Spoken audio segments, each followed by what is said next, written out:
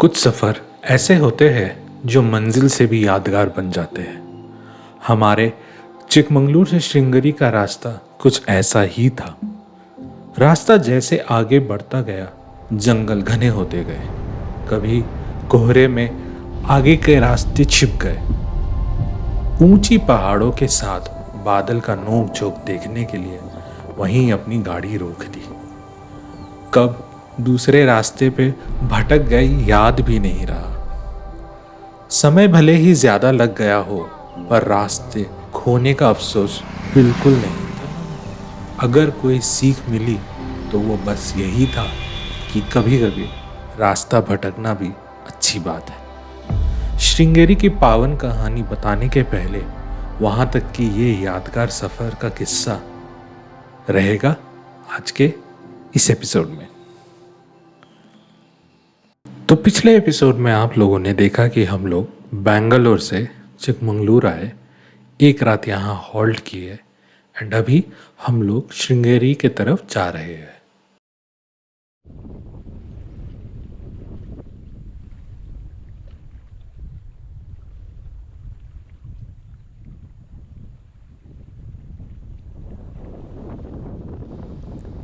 दिन की शुरुआत हम लोग एक बहुत मस्त लेक व्यू से किए। इस लेक का नाम है हीरे को लाले लेक। ये लेक हम लोग के होम स्टे से कुछ 4.3 किलोमीटर डिस्टेंस पे था।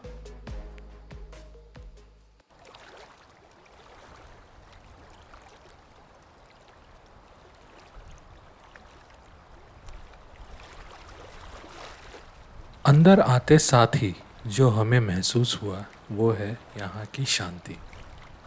ठंडी फ्रेश हवाएं, पानी का लेक के कोने से टकराना, दूर बैकग्राउंड पे पेड़ों के ऊपर बादलों को बनते हुए देखना। यहाँ कोई भी आराम से 1-2 घंटा बिता सकता है।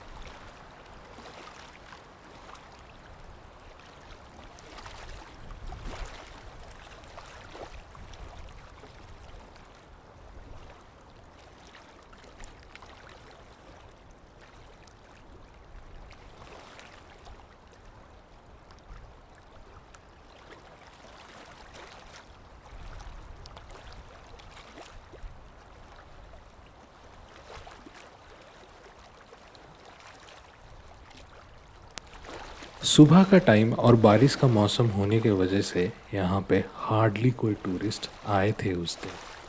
हम लोग जितने देर भी वहाँ पे रुके थे, वहाँ पे हार्डली 3 से 4 टूरिस्ट आए थे। हम लोगों ने बहुत देर वीडियो किया, बट धीरे धीरे मौसम बहुत ख़राब होने लग गया था।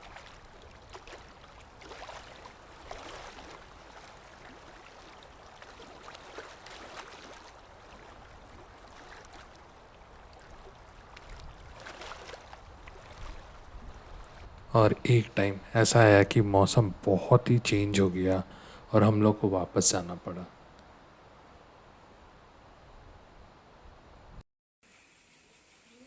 होम स्टे वापस आकर हम लोग अपना कॉम्प्लीमेंट्री ब्रेकफास्ट कंप्लीट किए, चेकआउट किए और निकल पड़े श्रृंगेरी के लिए।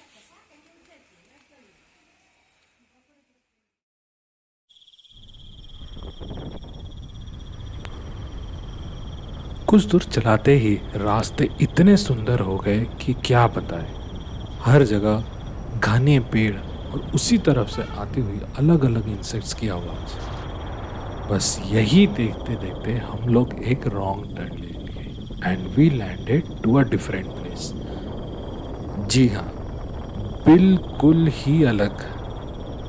रास्ते पतले हो गए, लोग, घर और गाड़ी कुछ नहीं दिख रहा था। मोबाइल में नेटवर्क भी नहीं आ रहा था। एंड देन हम लोगों ने ये देखा।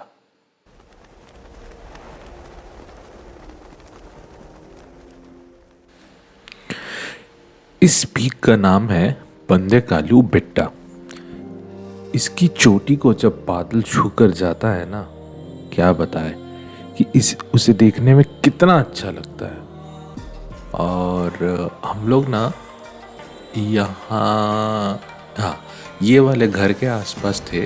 यहाँ से हम लोग इस पीक को देख रहे थे। तो हम लोग का व्यूइंग एंगल कुछ ऐसा था। चलिए आप लोगों को थोड़ा सा टाइम लैप्स और यहाँ का एक वीडियो ग्लिम्स दिखा देता हूँ।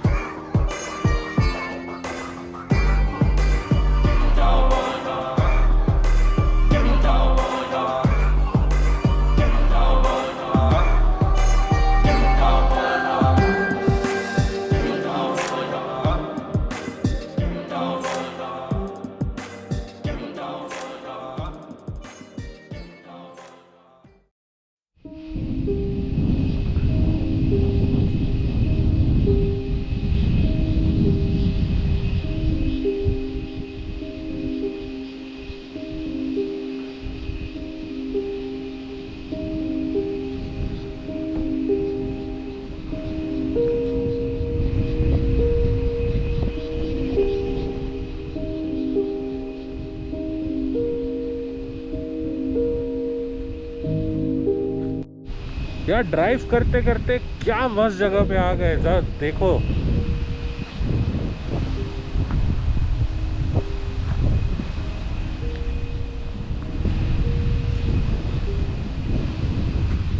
तो मस्त लग रहा है यहाँ से। देखो यहाँ एक छोटा सा लेक है, यहाँ आपको इस जंगल के ऊपर देखो थोड़ा सा क्लाउड मूवमेंट्स दिखेगा। यहाँ एक माउंटेन पीक है। अभी हम लोग ये वाला रास्ता से होते हुए जाएंगे तो हम लोग वहाँ तक पहुँचेंगे। तो वहाँ एक और ब्रेक लेंगे छोटा सा। बहुत बहुत ही मस्त है, मस्त है। मतलब ऐसा चिकमंगलुर हम लोग शायद पहले नहीं घूमे हैं, बट बहुत ही अच्छा लग रहा है।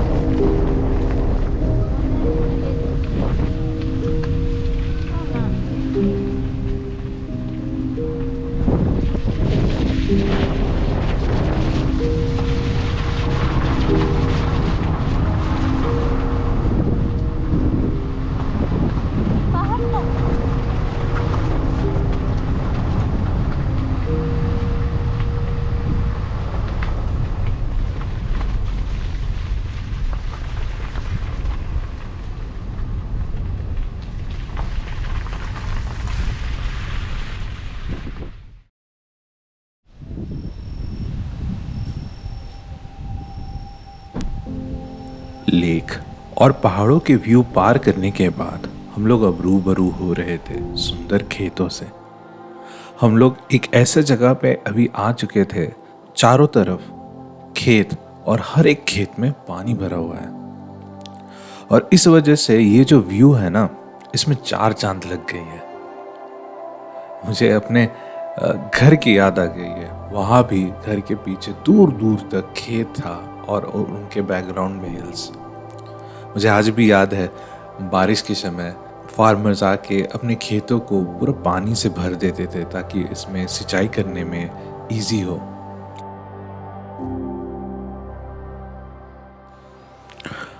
यहाँ हम लोगों को स्टेप फार्मिंग देख के भी बहुत अच्छा लगा।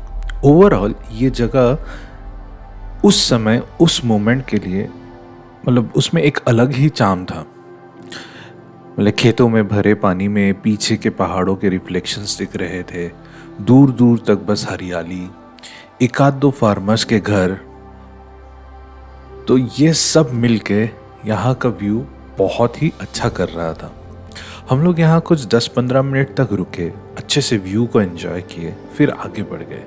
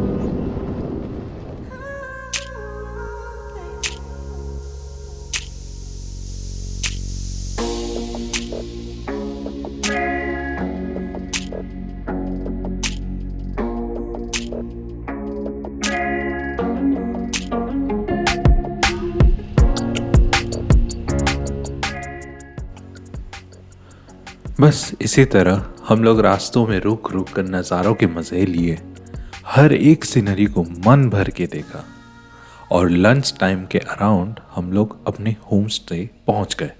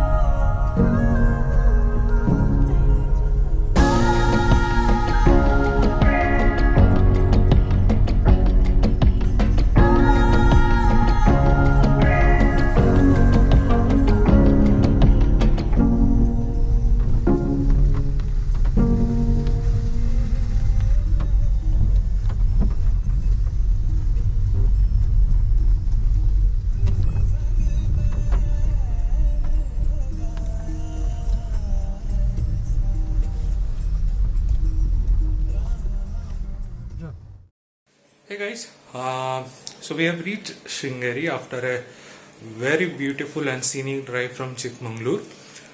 It's about 81 kilometers from the homestay where we stayed to the destination homestay where we are right now.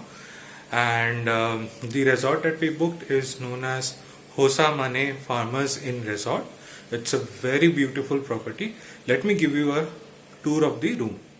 So as soon as we enter, हम लोग को यहाँ पे ड्राइंग रूम मिलता है, यहाँ पे सोफाज है, ये हॉल से वहाँ जाएंगे तो बेडरूम है। पहले बेडरूम दिखा देते हैं आपको। हम लोग एक्चुअली बुक किए थे 2 शेयरिंग के लिए, बट अनफॉर्चुनेटली एक फैमिली के साथ एक्सचेंज करना पड़ा, तो ये एक डबल कॉट और एक ये सिंगल कॉट दिया हुआ है।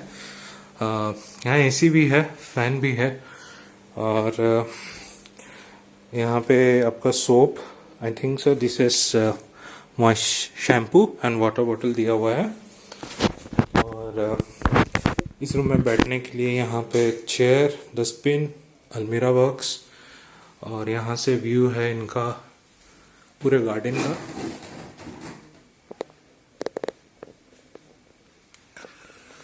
और आपको अभी वॉशरूम दिखा देते हैं।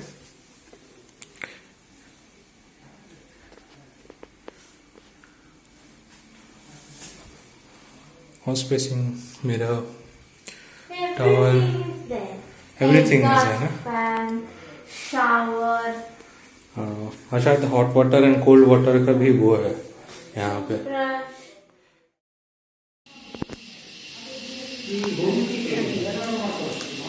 बनाना लीफ में आज खाना मिला है, प्लेजेंट सरप्राइज। आज तक जिस भी होम स्टे में हम गए हैं, ये पहला होम स्टे है जहाँ पे हम लोग बनाना लीफ में खा रहे हैं। क्या क्या है? सांबर है, कोरमा है, सागू है, अच्छा ये सांबर है कि कोरमा है, मुसरू एंड राइस। चपाती, राइस, अन्नम।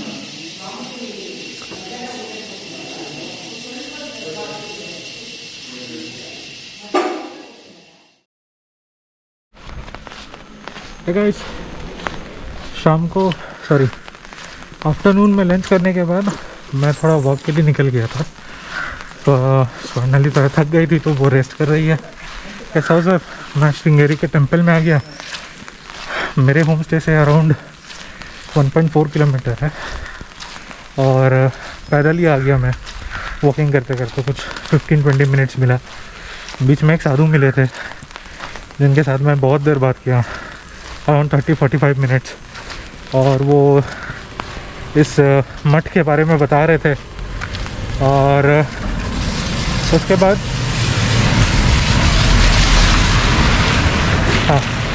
तो उसके बाद मैं मंदिर में गया। पार्किंग स्पेस के लिए अलग से एक जगह है जहाँ पे आप आराम से पार्क कर सकते हो। और अंदर मंदिर में थोड़ा सा लाइन लगता है शाम को भी, तो आई थिंक सुबह भी बहुत ज़्यादा लाइन रहेगा। एक चीज़ ये मैंने नोटिस किया, फुटवेयर रखने के लिए एक अलग से स्टैंड है, वहाँ पे 2 रुपीज़ पर पेयर लिया जाता है। तो आप वहाँ पे रख के गोपुरा के होते हुए वहाँ से एंट्री कर सकते हो। बीच में वहाँ पे आधार कार्ड से कुछ चेकिंग चल रहा था, बट मुझे एग्जैक्टली पता नहीं चला कि क्या था। और इसके अलावा अंदर मंदिर काफ़ी सुंदर है। गर्भगृह में किसी भी मंदिर में फ़ोटोग्राफी और वीडियोग्राफी अलाउ नहीं है, आपको बाहर से ही करना होगा। और मंदिर के बाहर या फिर मंदिर के साइड में आपको तुंगा नदी मिलेगा। तो यहाँ पे फेमस तुंगाभद्रा नदी है, तो तुंगाभद्रा में से ये शायद तुंगा नदी है और भद्रा फिर मिलके तुंगाभद्रा बनता है। तो अभी वापस आ रहा हूँ और वापस जाके होम स्टे में डिनर है। और इस होम स्टे में मैं रुका हूँ, काफ़ी अच्छा है, काफ़ी अच्छा है।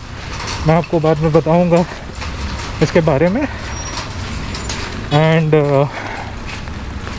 फॉर्चुनेटली या फिर इत्तेफाक से ये कह सकते हैं कि चिकमंगलूर में हम लोग जिस होम स्टे में रुके थे, उनका जो ओनर है, उस ओनर का ही क्लासमेट का ये होम स्टे है। So it was very good to know that. और वहाँ के ओनर भी काफ़ी अच्छे हैं। तो मैं मार्केट एरिया आ गया हूँ।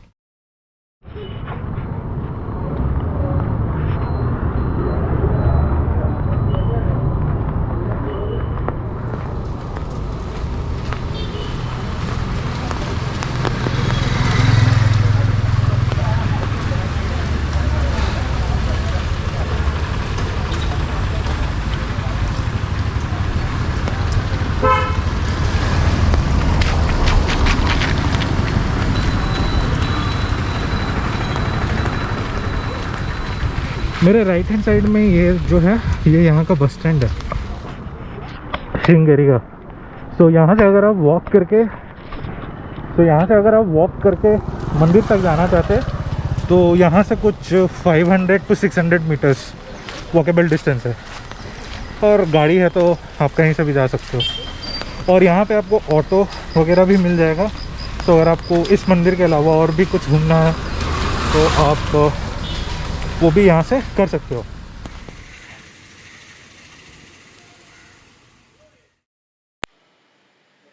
बस इसी तरह आज का दिन हम लोग यहीं पे समाप्त करते हैं।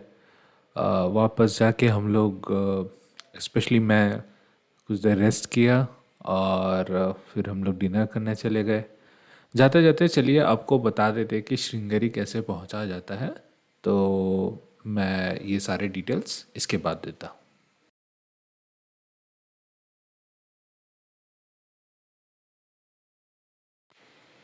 अगर आप बैंगलोर या मैसूर से ट्रैवल कर रहे हैं श्रृंगेरी, तो ये बस नंबर्स आपको हेल्प करेंगे आने के लिए। वैसे चिकमंगलूर से भी डायरेक्ट बसेस है, और अगर आप ट्रेन से ट्रैवल कर रहे हैं तो ये रहा लिस्ट ट्रेन्स का। और इसके अलावा अगर आप बाई रोड जा रहे हैं तो रोड का कंडीशन बहुत ही अच्छा है, there is no problem. Bangalore से डायरेक्टली श्रृंगेरी पहुंचने के लिए आपको 6.5 आवर्स का ड्राइव करना पड़ेगा। तो दोस्तों, आशा करता हूँ आपको ये वीडियो अच्छा लगा होगा। अगर लगा होगा तो एक लाइक कर दीजिएगा, and thanks for your time.